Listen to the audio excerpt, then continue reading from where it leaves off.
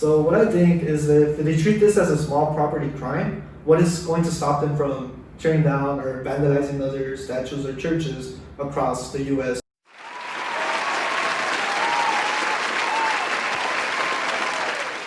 Hey, what's up everybody? I'm your host Daniel Barron. I'm your co-host Michael Gonzalez. And welcome to God First with DM. So, Michael, it's obviously a pleasure to have you back. How have you been? It's been a while. I've been good. I was just recently sick, but I feel better now. Well, we just want to thank everybody for offering your prayers up for Michael. Thank you. On the week of recording this, just a few days ago was Christopher Columbus Day, or Indigenous Peoples Day, however you guys want to refer to it as, on October 12th, obviously 2020.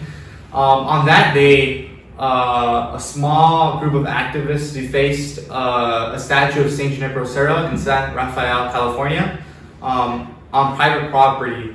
And the first thing they did was they kind of they sprayed red paint on the face of Saint Junipero Sera's statue, and then they teared it down. And this was organized by the Coast Miwok tribe, and from that group that was protesting the statue, at least 5 people from what video kind of shows, at least 5 people were seen pulling down the statue's head with nylon cords and a rope.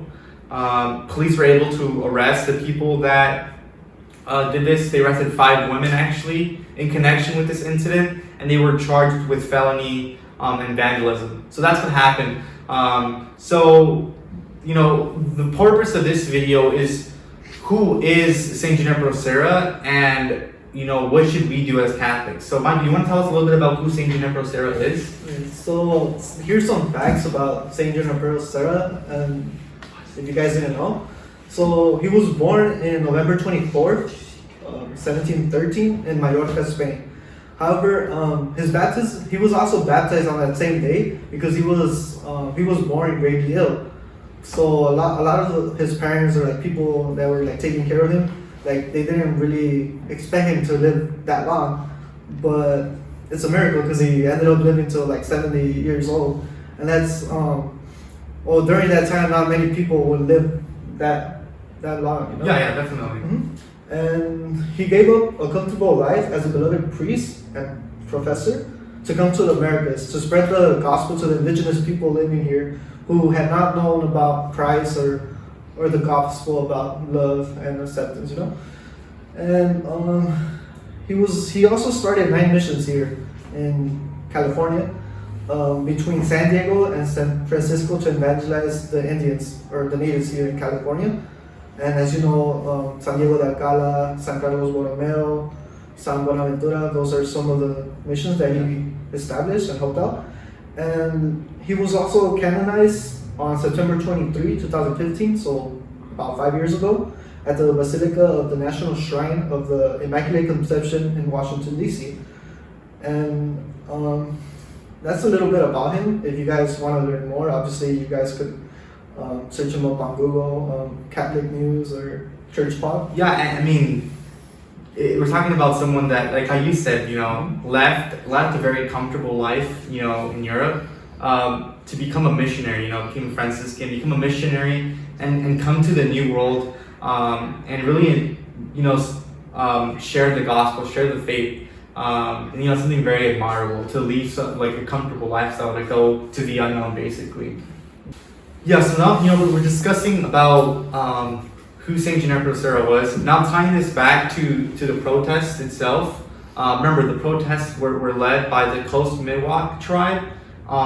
So the chair of the tribe, his name's Dean. He kind of quoted or gave a quote as to why they were doing it. Mike, do you want to just kind of share that quote? Sure. So this is what Dean said.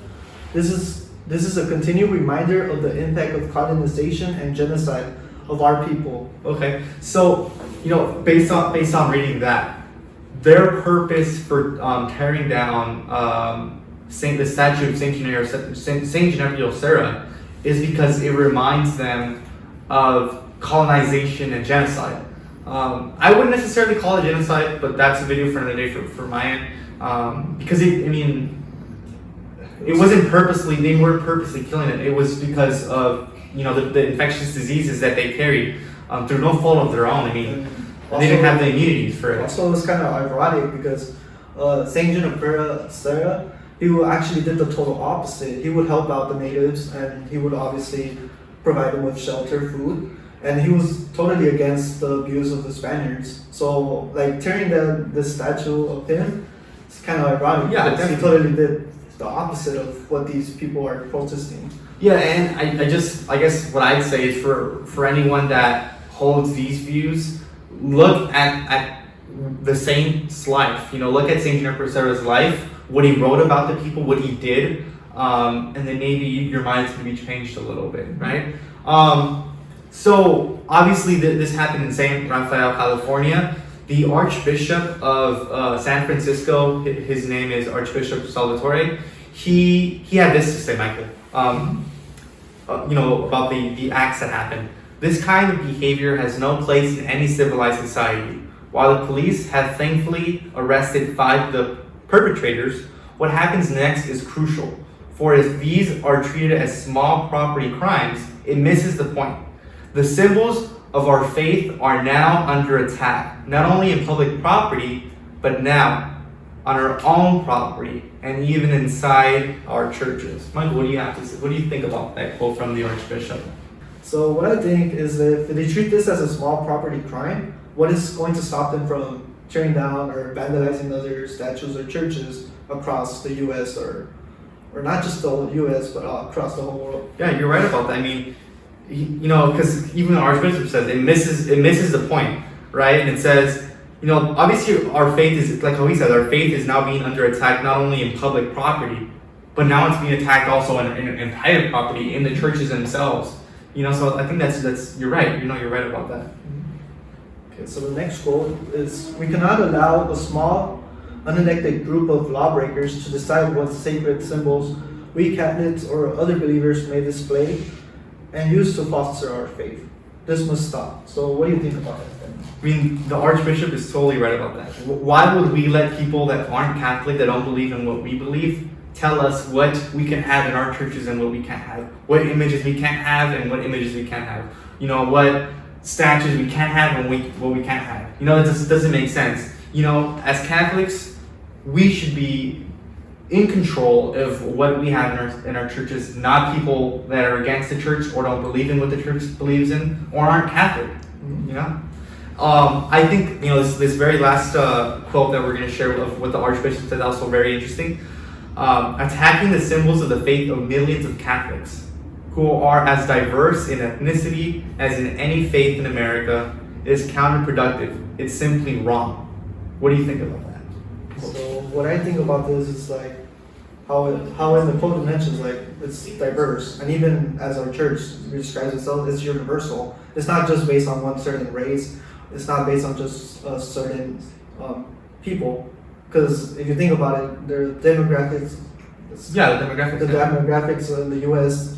Majority of Catholics here in the United States are Latino, Hispanic background. We have white, we have some Asians and some blacks. So it's diverse. Like the church is diverse. So it's not necessarily just focus on one certain thing. Yeah, it's not a racist institution.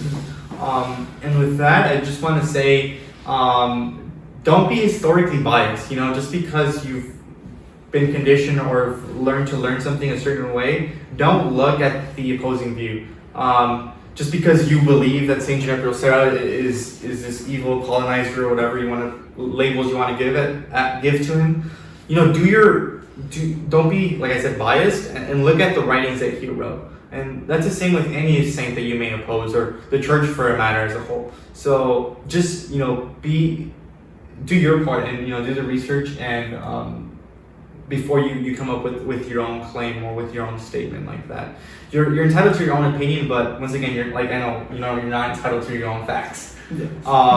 And with that, I just want to end this by saying, Michael, it's great to have you back. Not only did I miss you, but I'm pretty sure all the viewers missed you as well. It's good to have you back. Thank you. And with that, well, like us, comment on one of our videos, and subscribe if you haven't already. And we'll be here next week for another video. Thank you. Thank you.